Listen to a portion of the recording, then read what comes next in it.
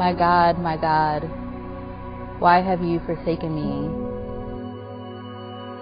So when we think about Jesus on the cross, often we're not really picturing just how brutal that image is.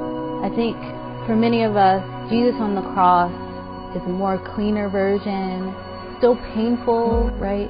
Still a reminder that he died a horrible death, but we're not really seeing the complete story. Often our images and our icons are the cleaner version. But when we think about what Jesus said on the cross, my God, why have you forsaken me? Why did you abandon me here? In the context of how horrible this death was, it makes sense when you think about it, right? Like, Jesus died first by being beaten, by being spit on, mocked, then nailed there, and then the mocking and the taunting continued. And it wasn't a mocking like just on his person, right? It was like, if you think you're so great, come down. And instead of actually coming down, he endured this pain. He was dehumanized. He was despised. He was treated as if he was nothing, as if he wasn't human. And maybe that feels foreign for some of us. Maybe that feels extreme. But when we think about the history of racism in our country, when we think about the current issues of racism in our country, that's real. That's really not that extreme in terms of the things that we are capable of doing to one another. People were and continue to be beaten. People were and continue to be dehumanized. And these words of Jesus reminds us of his humanity, that he was a human being, that he felt every whip, that he felt every taunt, that he actually felt everything that was happening to him in that moment. And so his cry was one of anguish, and it's an echo of the Psalm 22.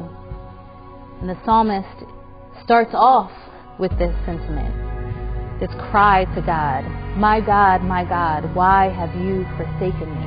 And then the psalmist continues to talk about how he knows that God delivers, that God delivered Israel, that God continues to deliver, but he himself does not feel like a man. And this is true for Jesus. This is what he is echoing. He has lost all sense of his whole humanity due to the things, the pain, the suffering, the sin that was put on him by others. But I want us to go there, to be there in that place where Jesus was, to feel that feeling and not be okay with it. I think that's what it means for us as a people who understand and confess the theology of the cross, that we are willing to be there. We are willing to stand with our siblings who are suffering, who are being treated as if they're not human, and we're willing to acknowledge the pain that we cause one another. We don't gloss over it. We don't quickly slide past it till we get to the resurrection, but we are there. And Jesus doesn't allow us to move from that spot until the last breath. So I think that is what it looks like for us when we think about how we are to really acknowledge and be as people of God when it comes to racism and the structures of it in our country and in our society, that it's about being there, acknowledging the pain that we cause each other, not letting that moment pass, hearing the loud yell of those who are crying out to God for relief. Don't abandon me. Don't leave me. Please.